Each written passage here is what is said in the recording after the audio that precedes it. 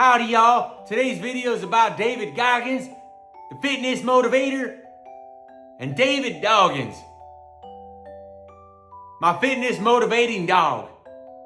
And who's gonna carry the boats? Will Goggins carry the boats with his big muscles? Or will my dog carry the boats with his paws? Have you ever heard of David Goggins? Goggins? Isn't that a type of fish? No, David Goggins, the man, the ultra athlete, the Navy SEAL, you know, the man. Oh yeah, I think I've heard of him. He's a guy who runs a lot, right? Pushes through pain and all that. That's him. They say he's quite the motivator. Makes people believe they can achieve the impossible. The man can endure anything. Well, if he's that impressive, maybe he can motivate me to find a pair of more comfortable shoes. Oh, come on, Purdy.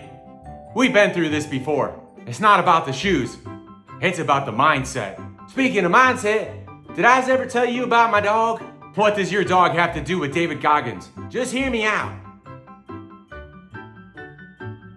So my dog's name is, wait for it, Doggins. David Doggins? Seriously? Exactly. David Doggins. But here's the fun part. He has this strange habit of doing workouts. A dog doing workouts? Yeah, I swear. Every morning, he gets up and does these stretching exercises, like yoga or something. And in the evening, he does these high-intensity intervals, running back and forth in the yard. That's unexpected. But what's even more surprising is that you named him after the motivational David Goggins. Well, between you and me, I think my dog is actually more motivating than the real David Goggins. Blasphemy. No, hear me out. Whenever I see Doggins doing his workouts, I feel like if a dog can be that disciplined, then maybe I can too. I see what you mean. It's quite endearing, actually. Your very own little motivational coach. Exactly. And sometimes when he's resting after his little workout sessions, he gives me this look. This look that says, if I can do it, so can yous. You know, in a way, both David Goggins and David Doggins are inspiring in their own right. It's not about their achievements, but about the determination and willpower they represent. Exactly. And sometimes motivation comes from the most unlikeliest of places, like a dog named Doggins doing workouts. Exactly. You think if we ever met David Goggins, we should tell him about David Doggins? Oh, absolutely. Maybe he'd even join Doggins for a workout session. You know, there's something I forgot to mention about David Doggins. Oh, and what might that be? He's absolutely obsessed with playing catch. Isn't every dog? No, you don't understand. Doggins doesn't just play catch, he lives for it. There's an art to how he does it. What? Yeah, every morning after his stretching routine, he brings his ball to me. Hits this battered old tennis ball. But to him, it's his prized possession. He drops it at my feet, tail wagging, waiting for the throw. Sounds pretty standard for a dog, but here's where it gets interesting. Doggins doesn't just fetch the ball, he calculates. Calculates? Yeah. He studies the trajectory of my arm, anticipates the power behind the throw, and even takes the wind direction into account. He sticks his paw in his mouth and he holds it to the wind. By the time the ball leaves my hand, he's already halfway to where it's going to land. That's quite the skill. But that's not all. When he catches the ball, he don't just bring it back. He does a little victory lap, as if celebrating the perfect catch. It's a whole performance, Jimmy. I'd love to see that. I've had neighbors stop by just to watch him play. They say it's mesmerizing, almost therapeutic. There's something about his sheer joy and dedication to the game that draws people in. You know, I was thinking, if David Goggins and David Doggins ever met, I wonder how they'd interact. Oh, that would be something. Can you imagine the ultimate motivator and the ultimate ball catcher playing a game of catch? Now that's a sight I'd love to see. Goggins with his relentless energy and Doggins with his calculated precision. It'd be the most intense game of fetch ever. I can picture it now. Goggins using his Navy SEAL training to throw the ball in the most challenging ways possible, and Doggins using his unique skills to catch it every single time. And after each successful catch, Doggins would do his victory lap, and Goggins would probably join in, cheering him on. They'd make a great team. pushing each other to be better, to go further. You know, there's a lesson in all this. What do you mean? Well, both David Goggins and David Doggins, despite being worlds apart, have this relentless drive to be the best at what they do. One pushes his body to the limits to inspire others, and the other perfects the art of catch, bringing joy to those who watch. I see what you're getting at. It's about finding your passion and pursuing it with all your heart. Exactly. Whether you're a Navy SEAL running ultra marathons or a dog playing fetch, it's all about giving your all. Do you ever wonder what our passion is? What we're meant to do? I think our passion is right here, finding joy in the simplest of tales and uncovering life's little lessons. I think you might be right. Hey, do you recall that time when David Goggins was bench pressing? And he just wouldn't stop? Vaguely. You'll have to refresh my memory. So Goggins was in this intense workout session, right? He was bench pressing. And with each repetition, instead of counting or staying silent, he kept chanting something. He'd push the bar up and shout, "Who's gonna carry the boats?" And then again, "Who's going to carry the boats?" Over and over. I remember now. It was one of those stories that showcased his mental toughness, using a mantra to push through to the limits, using a mantra to push through the pain. Exactly. That phrase became a symbol of pushing beyond limits, of carrying on when things get tough. It was about teamwork, about stepping up when needed, and taking responsibility. You know who else steps up and takes responsibility? David Doggins? Bingo. Whenever we play fetch, and sometimes the ball would land in the water on a crocodile's head, or get stuck in a tricky spot like a landmine. But did that deter Doggins? No.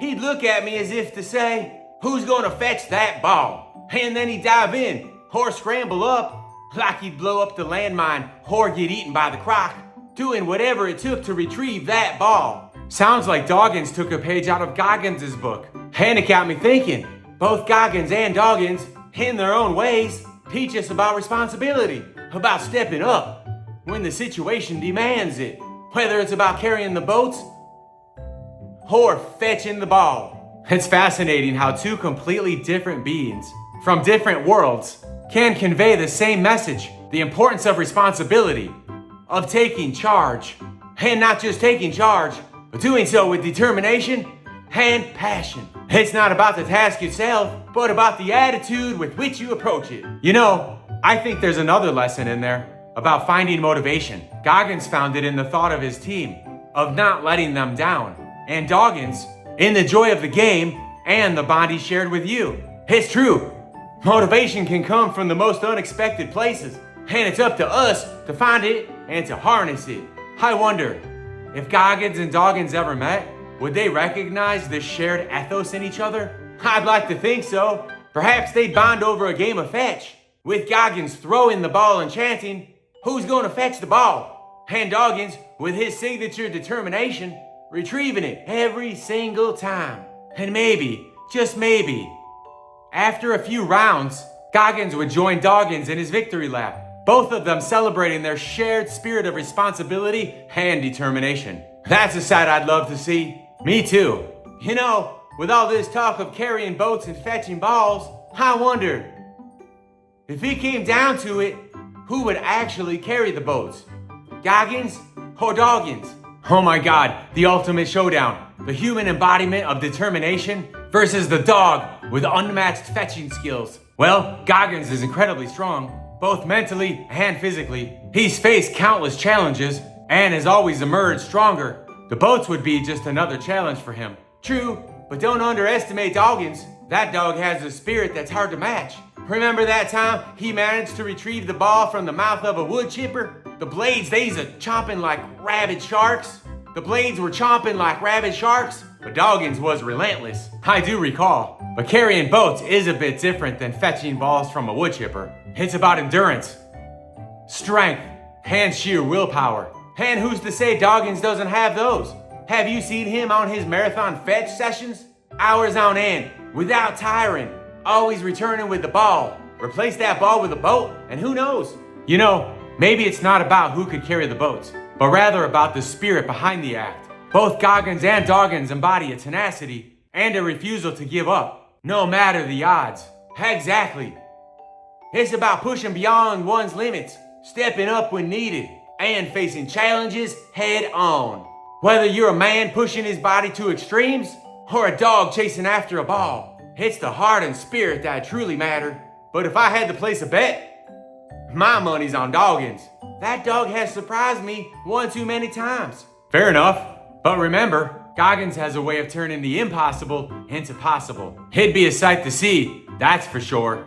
But you know, there's a practical side to this that we're missing. How exactly would Doggins carry the boat? I mean, he's a dog.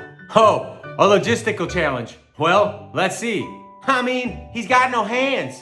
And while his jaw's pretty strong, I can't quite picture him hauling a boat with his teethers.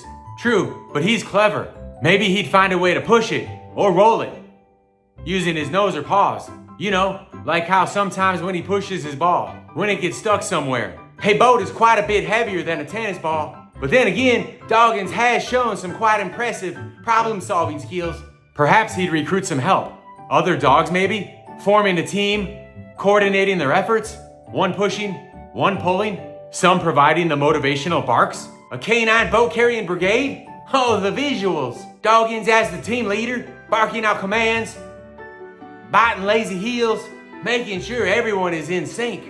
And imagine Goggins watching this, both amused and impressed, maybe even joining in, guiding the dogs, sharing the load.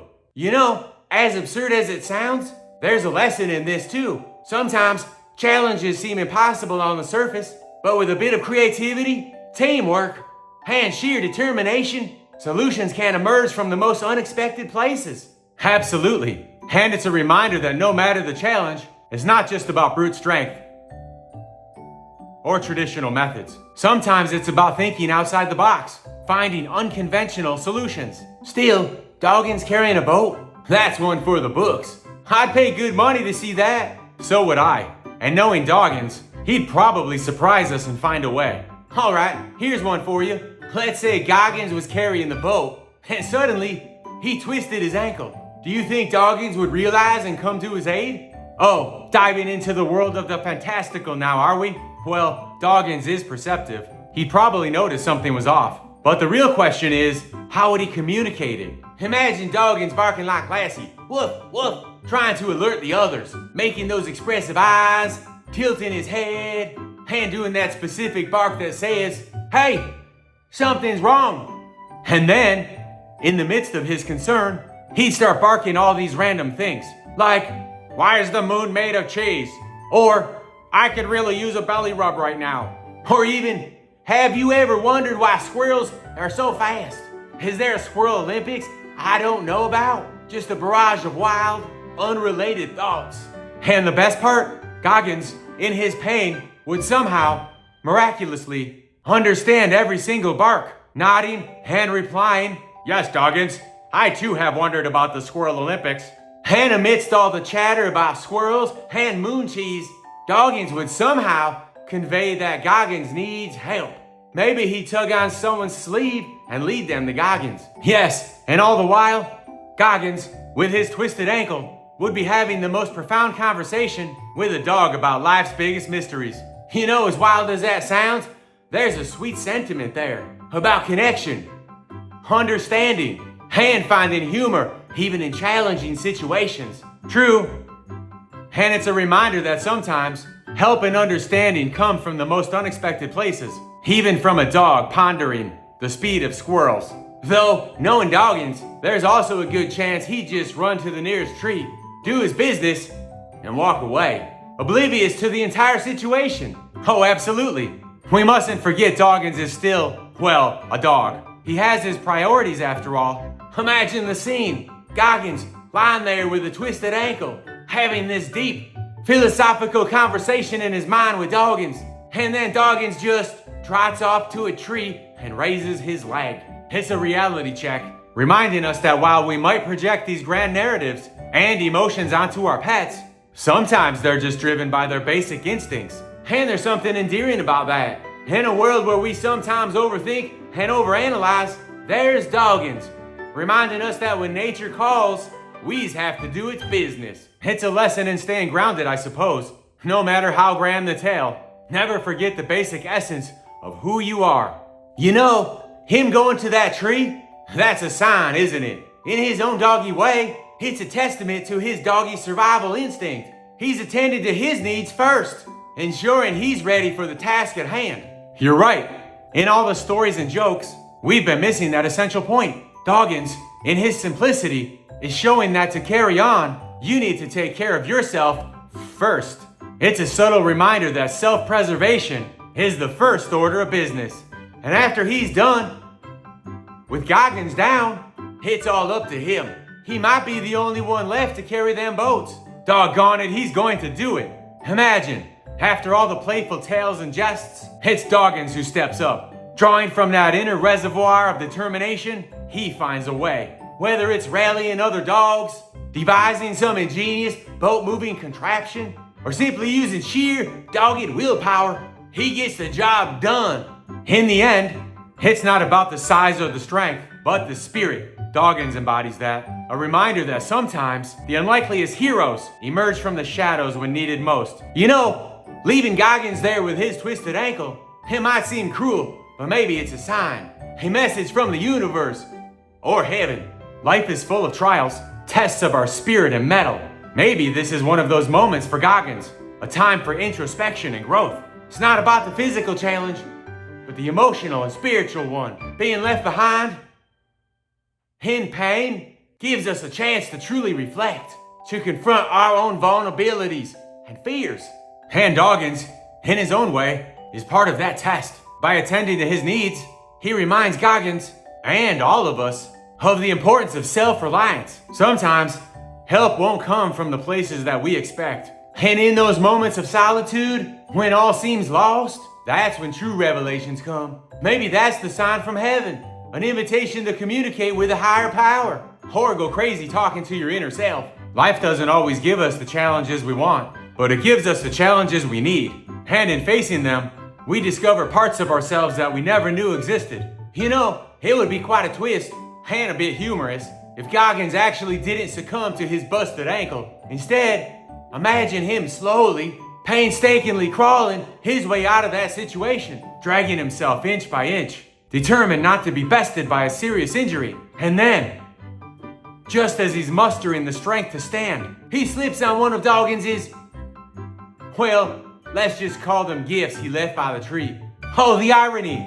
Goggins, after all that effort, all that calling on a higher power, and willing himself forward, being thwarted by Doggins in a way he least expected.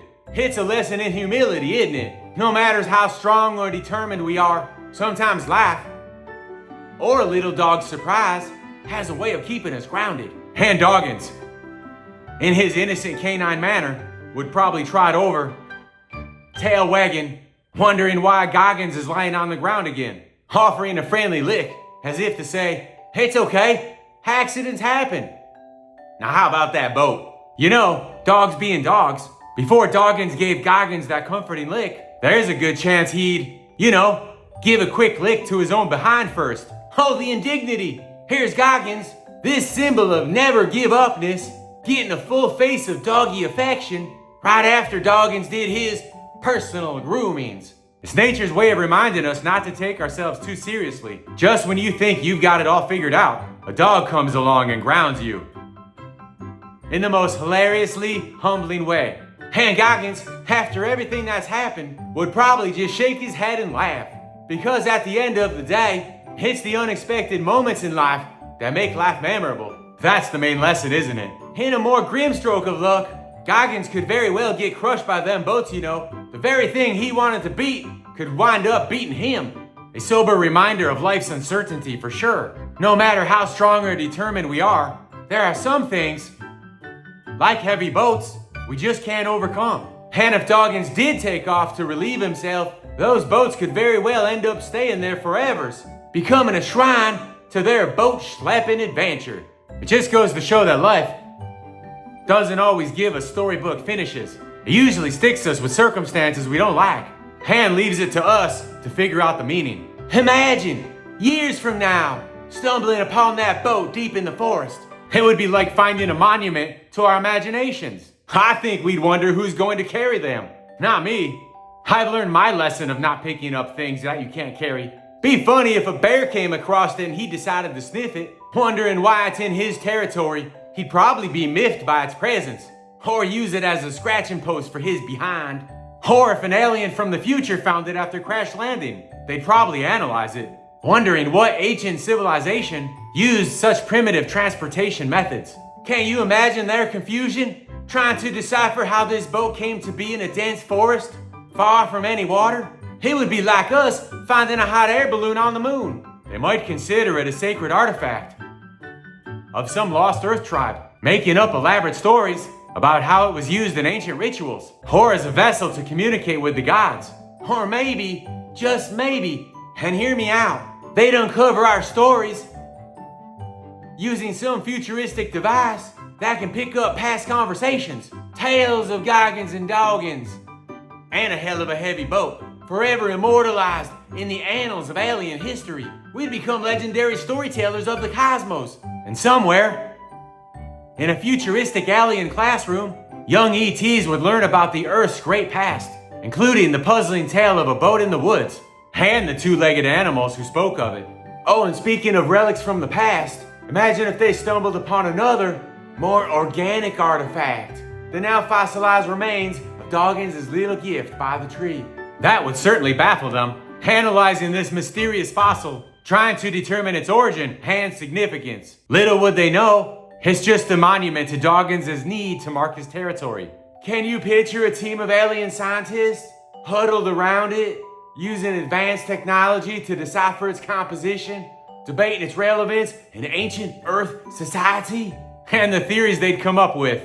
Maybe they'd think it's a primitive form of Earth currency, or a sacred offering to the gods, or perhaps a symbol of power and prestige among ancient humans. Some daring young ET might even propose that it's connected to the boat, a sort of key or activation mechanism, maybe some sort of fuel source. They'd spend eons trying to fit the fossilized artifact into some part of the boat, hoping to unlock its secrets.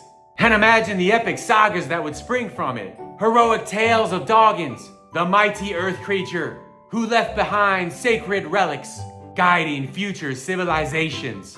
They'd be as awesome as the Odyssey and the Iliad. Can you imagine if, in their world, they revered the gift left by Doggins as some grand, majestic artifact, and they just casually overlooked the boat as some trivial byproduct? They'd probably have entire museums dedicated to these gifts, preserved and displayed in all their glory.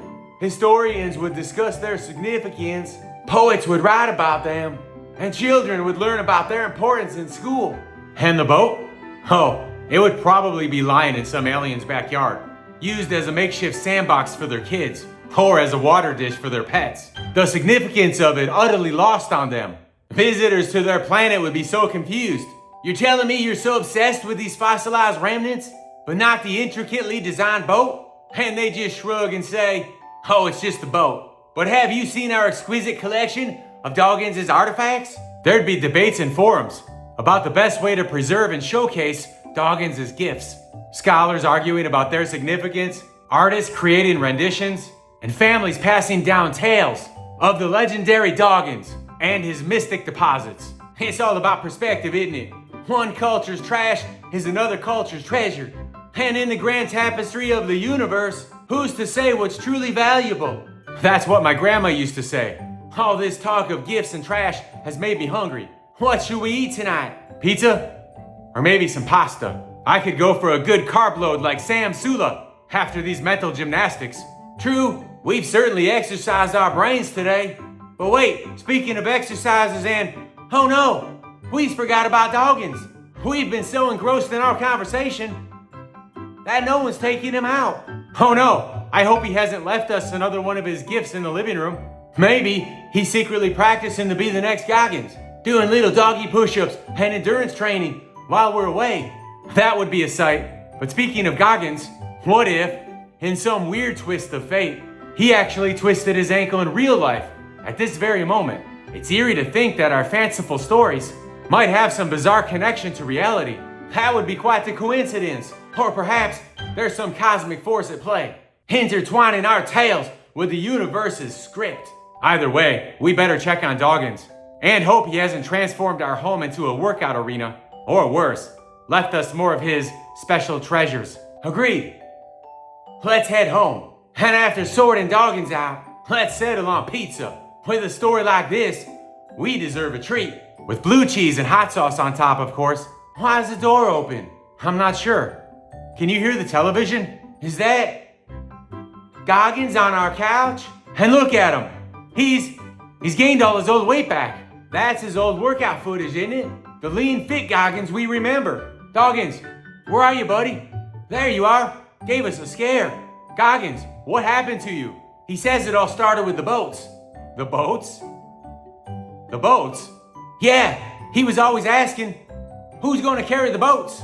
Then one day, he realized he couldn't. Couldn't?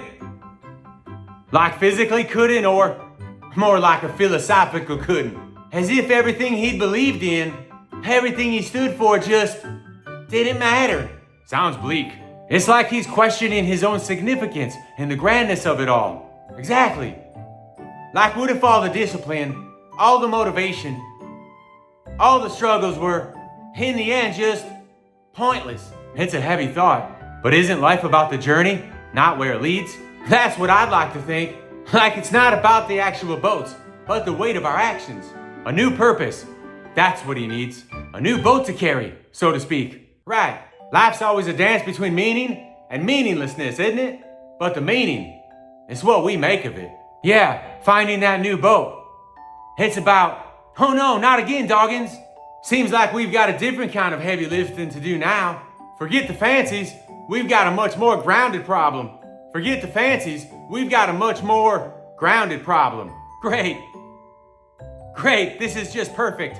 There's nothing quite like scraping Doggins' special gift off the bottom of your shoe to put life's big questions into perspective. And there you have it, folks.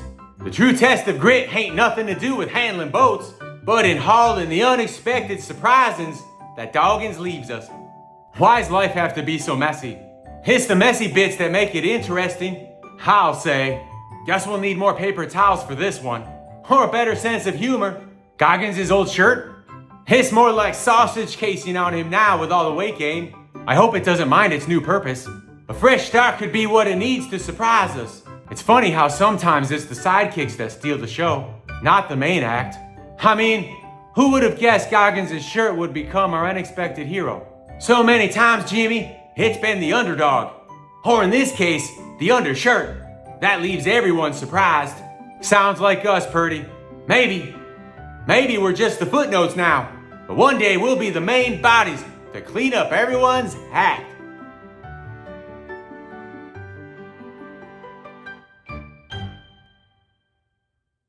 Thanks for watching, and don't forget to follow me and subscribe. I like it when people touch the like button. I'm Purdy Brock Jenkins. Who am I again? Purdy Brock Jenkins. And don't you ever forget it.